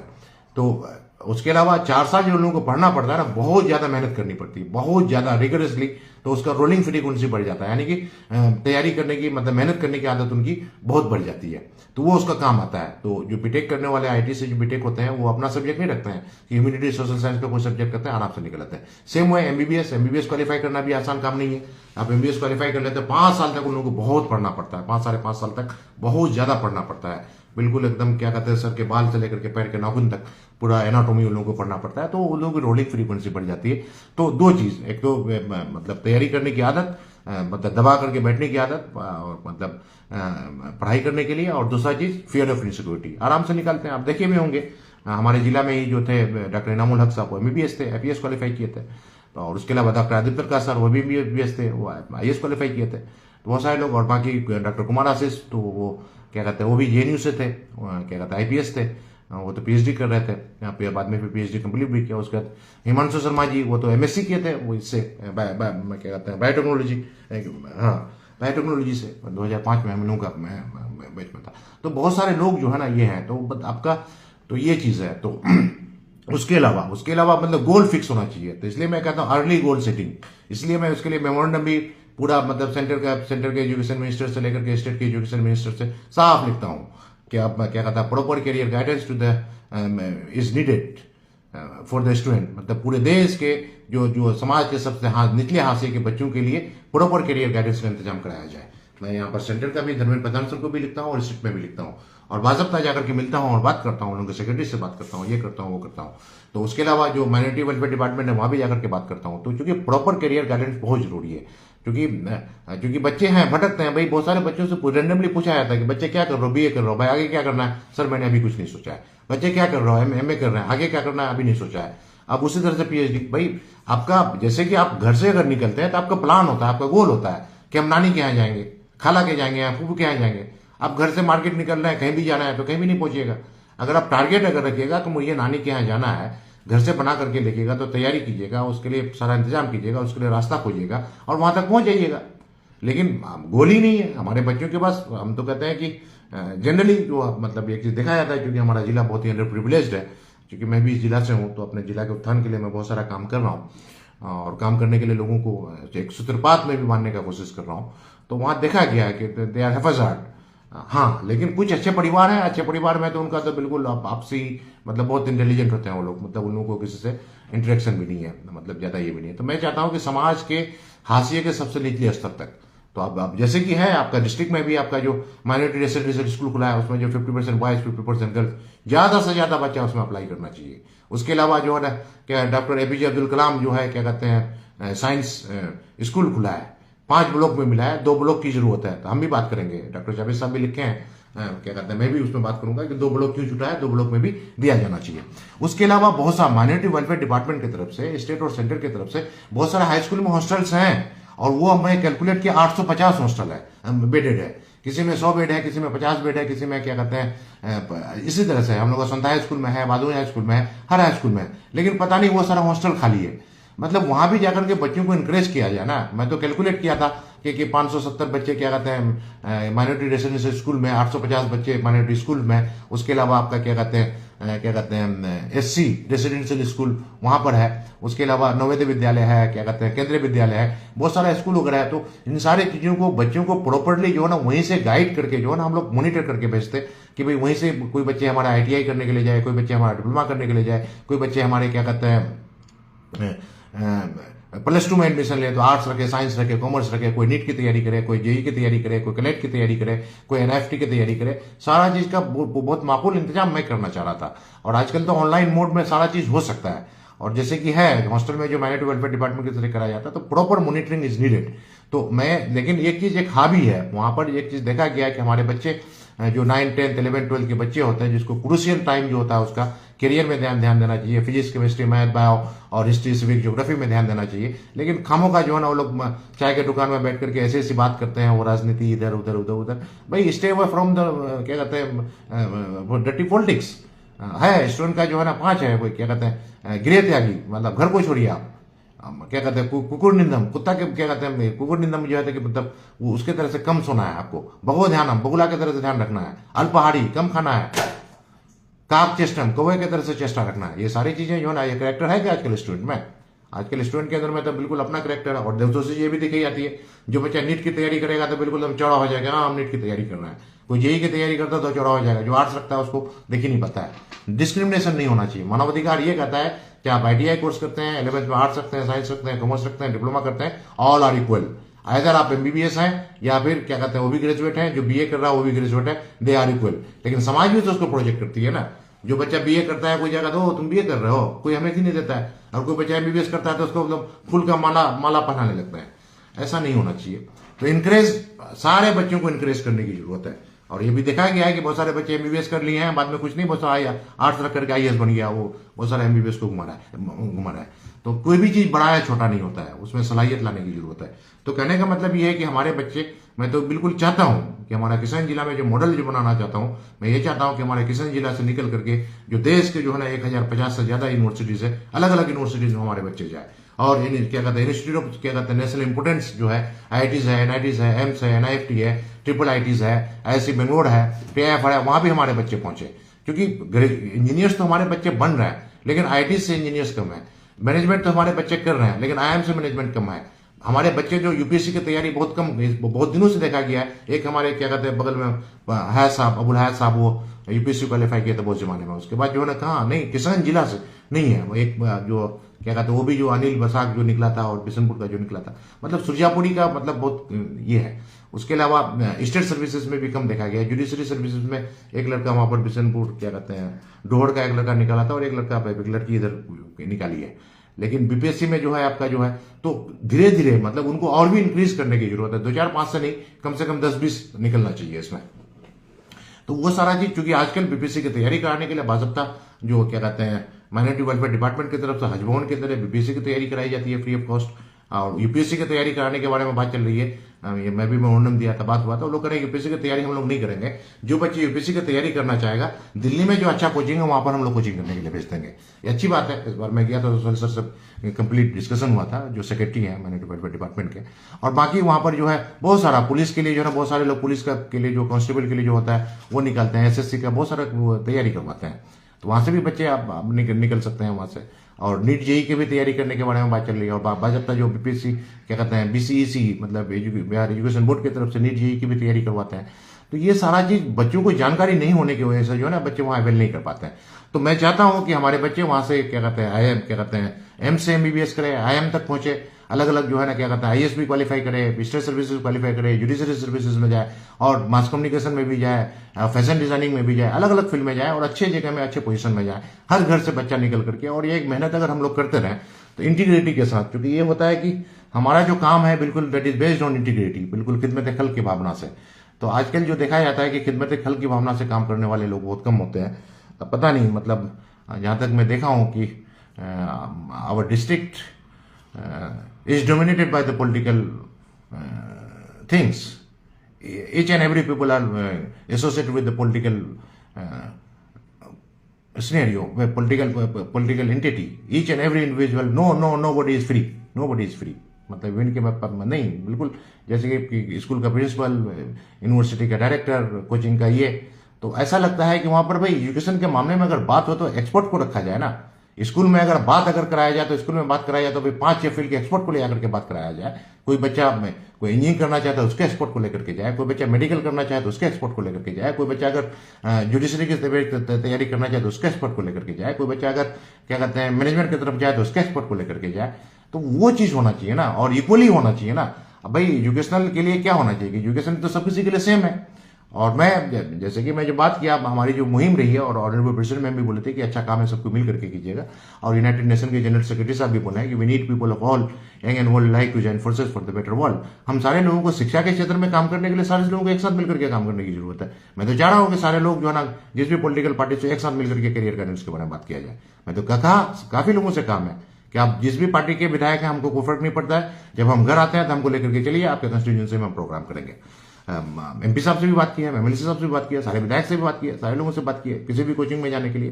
तो उसके अलावा हमारे पास टीम है, और बाज़ाब्ता जिला में भी टीम है। जैसे कि मैं जो शुरू में जाकर के मिल रहा था, सारे ब्लॉक डेवलपमेंट ऑफिसर से मिला, सर्किल ऑफिसर से मिला, ब्लॉक एजुकेशन ऑफिसर से मिला, ब्लॉक में जो है एग्रीकल्चर ऑफिसर होता है, और हर ब्लॉक में जो है ना क्या एमबीबीएस होता है, और हर ब्लॉक में जो इंजीनियर होता है, जूनियर इंजीनियर भी होता है, और एग्जीक्यूटिव जिला में भी होता है। उन्हीं लोगों को लेकर के मैं करना चाह रहा था हर ब्लॉक में जो, क्योंकि एक्सपर्ट लोग वहीं मिल जाते हैं आपका।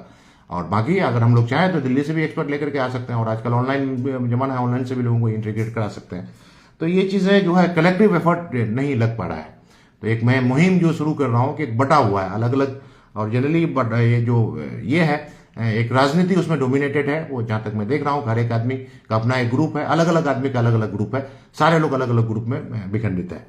तो अगर उन सारे लोगों को एक साथ एक सूत्रपात में अगर बांध दिया जाए तो हमारा जिला बहुत आगे ये करेगा, क्योंकि उससे नफरतें भी पोस्ट इलेक्शन फसादात बहुत हुए हैं, भाई भाई में नफरत हुआ है। तो इस चीज को खत्म करने की जरूरत है। और ये चीज हमारा मानवाधिकार भी यही कहता है कि आप किसी भी जाति के हैं, किसी भी धर्म के हैं, किसी भी मजहब के हैं, किसी भी रीजन के हैं, किसी भी रिलीजन के हैं, या किसी भी पॉलिटिकल पार्टी के हैं, तो मानवता को रिटेन किया जाए। इसलिए मैं कहता हूं सारे लोगों को, जैसे एक बिल्कुल पुरजोर अपील करता हूं कि हमारे मुल्क के सारे लोगों के नागरिक के मानवाधिकार को जो है ना प्रोटेक्ट किया जाए, क्योंकि मानवाधिकार का वायलेशन नहीं होना चाहिए। मैं तो कह रहा हूं, जैसे कि मैं रास्ता चला, मतलब बहुत टफ रास्ता चला, मैं सारे लोगों से मिला, सारे लोगों को अपने पास बुलाया। मैं वहां की जनताओं से भी कहता हूं कि बिल्कुल सारे लोगों को अपने घर में आने के लिए दीजिए, सारे लोगों को के पास आप जाइए। ये जो है वो गुलामी नहीं कि भाई वो उसके पास जाएगा तो वो उसके पास जाएगा तो उसके पास, ऐसा कुछ नहीं है। वो होता है, कुछ लोग डराते हैं, हमको भी डराया गया कि एक हमारे राजनीतिक प्रतिद्वंदी था, संत स्कूल में प्रोग्राम करना चाह रहा था, तो बिल्कुल वो आप हमको जो है ना बिल्कुल गुलाम की तरह से मेरा ही तारीफ करो, मेरा ही तारीफ करो। तो हम बिल्कुल बगावत के साथ हम निकल गए। बाद में फिर वो हमारे परिवार के लोगों को लेकर के जो है ना हमारे खिलाफ बहुत ज्यादा षड्यंत्र क्या बहुतान फैलाया। और मैं तो इस बात को कहता हूं कि क्या कहते हैं, आदमी का अपना कैरेक्टर होता है, बिल्ड योर स्ट्रॉन्ग कैरेक्टर, अपना कैरेक्टर अच्छा बनाइए। बाकी रिपोर्टेशन जो समाज के लोग देते हैं, तो रिपोर्टेशन में एक ही जो डिमोगोग, जो पॉलिटिकल लीडर्स जो होते हैं, जो गंदे राजनीतिक होते हैं, मतलब बहुत सारे लोग होते हैं कि क्या करते हैं, राजनीति करने के चक्कर में जो है ना क्या करते हैं, स्टूडेंट को इस्तेमाल करते हैं। नहीं करना चाहिए भाई, एजुकेशन को जो है ना, एजुकेशन इंस्टीट्यूट को नहीं करना चाहिए। जैसे कि बहुत सारे कुछ लोग भाई, मतलब अगर राजनीति में ही आना है तो पहले ही डिक्लेयर कीजिए ना कि मुझे राजनीति में आना है। भाई क्या कहते हैं, इसको नीट का तैयारी करेंगे, उसको जेई का तैयारी करेंगे, उसको ये करेंगे, उसको ये करेंगे, जिसके वजह से कुछ गलत काम हमारे पूर्वज लोग किए हैं, जिसकी वजह से हमको दिक्कत आ रही है। क्योंकि हम भी जो काम कर रहे थे, बाद में फेसबुक में जो आ रहा था, बहुत सारे लोग कमेंट करते थे, फलाने के अनुसरण कर रहे हैं, फलाना का अनुसरण कर रहे हैं, फलाना का अनुसरण कर रहे हैं। लोगों को हम समझा नहीं पा रहे थे, लोग यकीन भी नहीं कर रहे थे। कुछ लोग मतलब ऐसा किया और बाद में जाकर राजनीति में चले गए। भाई आप पहले ही डिक्लेयर कीजिए ना कि मुझे राजनीति में जाना है, तो लोग तो क्या कहते हैं, गुमराही में नहीं आएंगे ना। तो अच्छे काम करने वाले, जहां तक मैं देखा हूं कि आजकल भी हमारे जिले में बहुत सारे अच्छे अच्छे लोग हैं जो अच्छा काम करना चाहते हैं, लेकिन नहीं हो पाता है, एक नहीं बन पाता है। तो ओवरऑल कहने का मतलब यह है कि हमारे बच्चों को मतलब क्वालिटी एजुकेशन दिलाने के लिए हम सारे लोगों को मिलकर के काम करने की जरूरत है। जैसा कि मैं बताया कि फिर मैं कह रहा हूं कि हमारे देश के सारे बच्चे, जब चाहे आप अलीगढ़ मुस्लिम यूनिवर्सिटी में दाखिला लें या चाहे मिलिया में दाखिला लें, आप ग्रेजुएशन करें, ग्रेजुएशन करने का यूपीएससी और स्टेट सर्विस की तैयारी जरूर करें। उसके अलावा जो आपका इंजीनियरिंग में एडमिशन लेते हैं तो डे 1 से गेट की तैयारी शुरू कर दीजिए। अगर आप गेट अगर कीजिएगा तो ब्रह्मास्त्र है, गेट के बेसिस पर आपको जॉब मिलेगा, तो एमटेक कीजिएगा, पीएचडी कीजिएगा, यानी तो क्या कहते हैं कैट की तैयारी कर सकते हैं। कैट की तैयारी करने के लिए किसी भी फील्ड में आप क्या कहते हैं, आपको ग्रेजुएट होना चाहिए, अगर इंजीनियर ग्रेजुएट या फिर क्या कहते हैं किसी भी फील्ड में, तो फर्स्ट ईयर से आप कैट की तैयारी शुरू कर लीजिए। कैट का स्कोर अगर अच्छा आ जाएगा तो आईआईएम में एडमिशन ले लीजिएगा। आईआईएम में प्लेसमेंट जो है लाखों में प्लेसमेंट होता है। उसके अलावा आपका जो है क्या कहते हैं, एक होता है Jain education trust for masters, जो साइंस ग्रेजुएट होते हैं वो क्या कहता है आईटी से एमएससी कर सकते हैं। उसके अलावा अलग अलग कम्पिटेटिव एग्जामिनेशन जो है, जो अगर लॉ में अगर कलेक्ट की तैयारी करते हैं +2 के बाद लॉ में एडमिशन लेते हैं, लॉ करने का जुडिशरी सर्विस की तैयारी में लग जाइए आपको। जुडिशरी तैयारी में लगने लगता है तो आगे भी ये जा सकते हैं, उसमें जा सकते हैं। उसके अलावा ग्रेजुएशन करने के बाद आपका बैंक पीओ में आप टेस्ट दे सकते हैं। उसके बाद क्या कहते हैं एसएससी जो ग्रेजुएट लेवल का टेस्ट होता है उसमें आप ये कर सकते हैं। उसके अलावा जो है क्या कहते हैं डिफेंस में जो है ना बहुत सारे एयरफोर्स है, आर्मी है, नेवी है, हर जगह ग्रेजुएट के लिए पोस्ट निकलता है। उसके बाद इंजीनियर ग्रेजुएट के लिए आईईएस होता है, इंडियन इंजीनियरिंग सर्विसेज, उसका आप टेस्ट दे सकते हैं। उसका सीडीएस होता है। उसके अलावा यूपीएससी होता है इंडियन इकोनॉमिक सर्विसेज, उसका आप टेस्ट दे सकते हैं। उसके अलावा क्या कहते हैं central government, state government, UPSC भी जो है अलग अलग टेस्ट क्या कहते हैं पोस्ट निकालती है, अलग अलग पोस्ट निकालती है, वो ये कर सकते हैं। ग्रेजुएट के लिए तो बहुत सारे जॉब्स ऑप्शन अवेलेबल हैं, सेंट्रल गवर्नमेंट में, स्टेट गवर्नमेंट में, क्या कहते हैं यूनिवर्सिटी में, पीएसयूज में, प्राइवेट सेक्टर में बहुत सारे जॉब अवेलेबल हैं। उसके अलावा मास्टर अगर आप कर लेते हैं तो मास्टर करने के बाद जनरली मास्टर करने का एमटेक करते हैं, एमटेक करने के बाद जनरली या फिर डुअल डिग्री एमटेक पीएचडी एक साथ करते हैं। एमटेक करने के बाद आप पीएचडी भी कर सकते हैं। तो आप पीएचडी के लिए मैं ये कहना चाहता हूं कि क्वालिटी एजुकेशन को गेन करने के लिए पीएचडी करने की इनोवेशन, कोई नया चीज डेवलप करके लाइए। अगर आप मेडिसिनल केमिस्ट्री में पीएचडी करते हैं, कोई नया चीज लेकर के आए जो समाज के लोगों को तो पूरा फायदा हो। एजुकेशन में अगर आप पीएचडी करते हैं तो एजुकेशन में जो है कोई एक जिला को टारगेट कीजिए या कोई एक मोहल्ला को टारगेट कीजिए, वहां के सारे लोगों को पूरा कंप्लीट एजुकेशन दीजिए। आप इन्वायरमेंटल इंजीनियरिंग में अगर काम करते हैं, पानी में अगर काम करते हैं, तो किसी एक जिला का जो है ना पानी का प्रॉब्लम को दूर कीजिए, क्योंकि किसान जिला में पानी का बहुत बड़ा प्रॉब्लम है। शुद्ध जल नहीं मिलने की वजह से जो है बहुत सारी बीमारियां मौजूद है वहां। अगर आप एयर पोल्यूशन में अगर काम करते हैं तो वो आप वहां का पर्यावरण को क्या कहते हैं दूषित होने से बचाइए। या कंप्यूटर साइंस में अगर काम करते हैं तो कंप्यूटर साइंस में कोई ऐसा चीज लेकर के आइए, क्योंकि आजकल मानवता को बचाने के लिए, क्योंकि आर्टिफिशियल का इंटेलिजेंस है और क्या कहते हैं सोशल मीडिया का जमाना है, यानी इंटरनेट का जमाना है। तो इंटरनेट के जमाने में क्या हो गया, आजकल अगर बच्चों को किसी भी आदमी का इंटीग्रल पार्ट हो गया है। अगर आप उसे कहिएगा इंटरनेट से दूर रहिए, मोबाइल से दूर रहिए, लैपटॉप से दूर रहिए, सोशल मीडिया से दूर रहिए, वो रह नहीं सकता है। और इनफैक्ट आप देखिएगा मोबाइल अगर एक दिन आपका घर में छूट जाए तो आपको लगता है कि कौन क्या कहते हैं इंपॉर्टेंट चीज हमारा छूट गया है। तो आजकल हमारे बच्चे या पेरेंट्स कोई भी नहीं हो, तो हम लोगों को करना क्या है कि अच्छी चीजों को इसमें डालना है। इसीलिए मैं मुसलसल जो है सोशल मीडिया के माध्यम से जो जानकारी है उसमें शेयर करता हूं। तो उसमें ज्यादा से ज्यादा लोग अगर क्या कहते हैं इसमें अगर शेयर करें, और कंप्यूटर साइंस में भी अगर कुछ ऐसा चीज डेवलप कीजिए कि क्या कहते हैं जो आता है जो हमारी संस्कृति को खराब करता है, वो चीजें बैन हो जाए, जो हमारे संस्कृति को अच्छा करने के ये सारा चीज ज्यादा वायरल हो। लेकिन ये देखा जाता है जनरली, आप एजुकेशन के बारे में बात करते हैं, तालीम और तरबियत के बारे में बात करेंगे, मानवाधिकार के बारे में बात करेंगे, महिला के अधिकार के बारे में बात करेंगे, तो उसको देखने वाले लोग कम होते हैं। लेकिन वहीं अगर कोई का नाच गाना या फिर कोई रील अगर होता है, कोई अगर होता है, पता नहीं वो इतना वायरल होता है कि लाखों करोड़ों में जाता है। तो इसमें भी आप कंप्यूटर साइंस के कुछ लोग होते हैं, इसमें भी काम कर सकते हैं। यानी पीएचडी में आने के बाद जो है जैसे कि जो आपका जो है जो एडवांस कंट्रीज है, यूएसए, जर्मनी है, फ्रांस है, यूरोपियन कंट्रीज है, रिसर्च में इनोवेशन कुछ चीज डेवलप होकर के आता है, R&D उसका स्ट्रांग है। क्यों? सारा चीज में पेटेंट उन्हीं लोगों का होता है। जो मेडिसिन अगर यहाँ इंडिया में अगर डेवलप हो, जेनेरिक अगर हो, तो जिसका कीमत अगर 100 रुपया है तो उसका कीमत सीधा 5 रुपया या 10 रुपया हो जाएगा। तो यही चीज है। तो ये चीज है। और दूसरी बात मैं तो ये कहता हूं कि हमारे देश में जो क्या कहते हैं साइंस एंड टेक्नोलॉजी को डेवलप करने के लिए जितना R&D में जितना पैसा खर्च होता है, उससे ज्यादा पैसा खर्च करने की जरूरत है आजकल मानवता को बचाने के लिए। क्योंकि आजकल ह्यूमैनिटी सेटेन, जिस तरह से बच्चे हमारे बिगड़ रहे हैं और आने वाला जनरेशन जिस तरह से बिगड़ रहा है, तो ज्यादा से ज्यादा जो है ना इन्वेस्टमेंट करना चाहिए आदमी के दिलों से ये इन गंदगी को निकालने के लिए।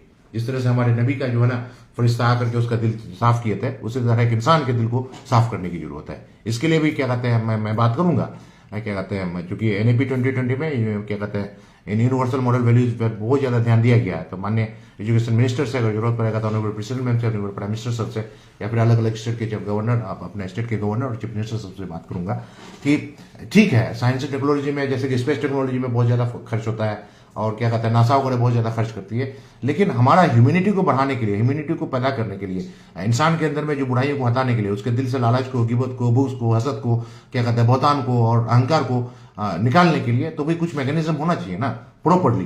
क्या करेगा? गार्जियन समझाता है, बच्चा जाकर के बिगड़ जाता है, टीचर समझाते हैं, बच्चा माहौल में जाकर के बिगड़ जाता है, तो उसका प्रॉपर मॉनिटरिंग इज नीडेड। तो उसके लिए मैं सोचा हूं कि एक इंस्टीट्यूट, बहुत बड़ा सा इंस्टीट्यूट में खोलने के लिए चाह रहा हूं। मेरा आगे का टारगेट ये है कि आदमी इन सारी चीजों से, बुराइयों से पाक रहे। तो बुराइयों से अगर पाक रहेगा तो उसका इम्यून सिस्टम स्ट्रांग होगा। जब इम्यून सिस्टम स्ट्रांग होगा तो वो बीमार ही नहीं पड़ेगा। और ये कंसेप्ट मेरे दादा कभी बीमार नहीं पड़े थे। मैंने उनसे पूछा, बोले वो नेक आदमी थे, वो खाने पीने में जो है बहुत ख्याल रखते थे। तो ये है। और अभी जो देखे होंगे पहले भी होता था कि महामारी आती थी तो पूरा गांव का गांव तबाह हो जाता, लेकिन कुछ लोग बच जाता था। और भी रिसेंटली आप लोग देखे होंगे कि पोस्ट कोविड कोरोना काल में बहुत सारे लोगों को कोरोना हुआ, बहुत सारे लोगों को कोरोना नहीं हुआ। तो जिसका इम्यून सिस्टम स्ट्रांग रहा उसको कोरोना नहीं हुआ, जिसका वीक रहा उसका ये हुआ। तो इम्यून सिस्टम को स्ट्रांग करने के लिए फ्रॉम बिहेवियर, अपने बिहेवियर को चेंज कीजिए। क्योंकि देखिएगा फिजिकली अगर आप झूठ बोले हैं तो आपको डर लगेगा, आप किसी का गिबत किए हैं तो आपको डर लगेगा, किसी को हिंसा किए हैं, किसी को मार करके आए तो आपको डर लगेगा, आपके दिल में अगर लालच है तो आपको डर लगेगा, आप क्या कहते हैं आपके दिल में अहंकार है तो आपको डर लगेगा, आपको क्या कहते हैं गुस्सा आएगा, आपको चिड़चिड़ापन आएगा। और डर जो है ना, डर की वजह से जो है ना आपका क्या कहते हैं इम्यून सिस्टम गड़बड़ा जाता है। अब इम्यून सिस्टम गड़बड़ा जाएगा तो हर चीज का तो वही है भाई। बहुत सारे लोग हैं जो पहले के जमाने में लोग बहुत ज्यादा जिंदगी जिया करते थे। तो इम्यून सिस्टम को स्ट्रॉन्ग करने के लिए हमारे लाइफ स्टाइल को चेंज करना पड़ेगा, और तो यही चीज है। तो इन सारी चीजों के लिए मैं खुद चाह रहा हूं कि एक नया सेंटर डेवलप करूं, और नया सेंटर डेवलप करने के बाद वो जामिया में सेंटर बना करके पूरे देश के हर एक जिला में उस चीज को फैलाऊं। ये मेरा टारगेट है। क्योंकि मैं development of anti cancer agent में काम करता था, बहुत सारे लोग कह रहे थे कि रिसर्च छोड़ दियो, रिसर्च छोड़ दियो। ऐसी बात नहीं है, 5 साल 6 साल जो है ना मेरे रिसर्च का ही एक पार्ट रहा है। क्योंकि एंटी कैंसर के लिए जो मार्केट में अवेलेबल जितनी भी दवाइयां है ना, कैंसर का जो दवाई खाता है तो ना किसी का क्या कहता है ऑटोटॉक्सिसिटी, राइनोटॉक्सिसिटी, बाल उड़ जाता है, पेट में दर्द होता है, साइड इफेक्ट इतना ज्यादा होता है कि परेशान हो जाता है। तो जितने भी मेडिसिन हैं, कीमोथेरेपी जितने भी हैं, नेचुरली डिराइव नहीं, जो लैब में जो सिंथेसिस किए जाते हैं उसके सब किसी के साइड इफेक्ट्स हैं। उन सारे चीजों को हम लोग को कुदरत से जुड़ने की जरूरत है, कुदरत के करीब होने की जरूरत है। और क्या कहते हैं ऊपर वाले ने जो अपने फरिश्ते के जरिए, अपने जो फिलैंथ्रोपिस्ट के जरिए जो बातें फैलाई है, उस बातों को फैलाने की जरूरत है। तो ठीक है बच्चों, हमारी नेक दुआएं हैं कि आप लोगों का दाखिला क्या कहता है अलीगढ़ मुस्लिम यूनिवर्सिटी में हो जाए। और एक मैं ये कहूंगा, दाखिला लेने के बाद वहीं से फर्स्ट ईयर से ही आप गोल फिक्स कीजिए और गोल की तरफ थोड़ा मेहनत करते हुए जाइए। और सबसे बड़ी बात कि आप जो है ना, हमारी नेक दुआएं हैं कि आप कोई डॉक्टर बनिए, कोई इंजीनियर बनिए, कोई साइंटिस्ट बनिए, कोई प्रोफेसर बनिए, कोई जो है ना IAS बनिए, कोई IPS क्या कहते हैं BPSC क्वालिफाई कीजिए, कोई जुडिशरी सर्विसेज में जाइए, अलग अलग फील्ड में कामयाब होइए। लेकिन बच्चों जो हमारा इंसानियत है, इंसानियत को भी बरकरार रखिए। जिस तरह से अलीगढ़ मुस्लिम यूनिवर्सिटी से बच्चे निकल करके हिंदुस्तान ही नहीं पूरी दुनिया में अपना नाम रोशन किए हैं, आने वाले जनरेशन में आप लोग अपना नाम रोशन कीजिए। खासतौर से मैं किसान जिला से हूं, तो किसान जिला के 17 लाख जिला वासियों से मैं कहता हूं कि बिल्कुल वो नहीं पालना है कि पुराने जमाने में कहते थे कि अलीगढ़ जाएगा तो ये हो जाएगा। भाई बहुत सारे बच्चे पढ़ाई करने के लिए गए हैं तो बहुत सारे बच्चे बिगड़ जाते हैं या फिर कामयाब नहीं हो पाते हैं। तो उसकी वजह यूनिवर्सिटी नहीं है, उसका वजह है कि आपने जो तालीम और तरबियत देकर के आपने जो भेजा वहां पर मैं तो ये कहूंगा कि क्या कहते हैं अलीगढ़ मुस्लिम यूनिवर्सिटी में हमारे वहां से जो बच्चे जो अच्छे संस्कार लेकर के आए, सारे बच्चों ने कामयाबी हासिल की। कोई डॉक्टर बना, कोई इंजीनियर बना, कोई प्रोफेसर बना, कोई साइंटिस्ट बना, कोई विदेश में भी है। लेकिन जो लोग संस्कारी नहीं है वो जाकर के हमारा क्या कहते हैं अलीगढ़ मुस्लिम यूनिवर्सिटी को खराब किया। क्या कहते हैं जाकर के चाय के ढाबे में बैठना, गिबत फैलाना, बहतान फैलाना, ये करना जो नेचर है। जनरली हमारा जिला तरक्की क्यों नहीं कर पा रहा है? मैं पहले भी एक जो वीडियो बनाया था उसमें ह्यूमन बिहेवियर, वहां पर लोगों के दिलों में हसद बहुत ज्यादा है, लोगों के दिलों में बुग्स बहुत ज्यादा है, लोग जो है ना क्या कहते हैं बहुत ज्यादा अहंकारी है, और क्या कहते हैं लोग बहुत ज्यादा हिंसा करते हैं। हिंसा करने का मतलब जुबान से हिंसा, मतलब क्या कहते हैं आप हमारे नबी ये कहें कि भाई आपके आदाब से, आपके बातचीत से, आपके गुफ्तगू से किसी को तकलीफ ना हो। वहां तो ऐसा है कि बिल्कुल जुबान से इस तरह से ऐसा बात बोलते हैं, और ये कहते हैं कि भाई कोई किसी को एक थप्पड़ मार देना वो जख्म बहुत ज्यादा नहीं रहता है, लेकिन जुबान की बात जो है ना वो बहुत घायल करता है, जिंदगी भर याद रहता है। वहां के लोग अहंकारी बहुत हैं। तो अगर इस चीजों को अगर कंप्लीट ये कर दिया जाए, और पता नहीं जहां 4 सूर्यापुरी मिलेगा ना, पता नहीं उन लोगों का जो अपना कहानी शुरू हो जाएगा, जी बहुत बहुतान, और ये है यही वजह है कि वो कामयाब नहीं हो पा रहा है।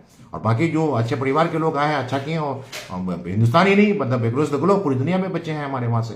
सऊदी अरब में बहुत सारे बच्चे हैं, यूएसए में भी है। हमारा एक दोस्त पूरा अबरार भाई छतरगाछ के हैं, यूएसए में स्टेट यूनिवर्सिटी में। ऐसा कुछ नहीं है।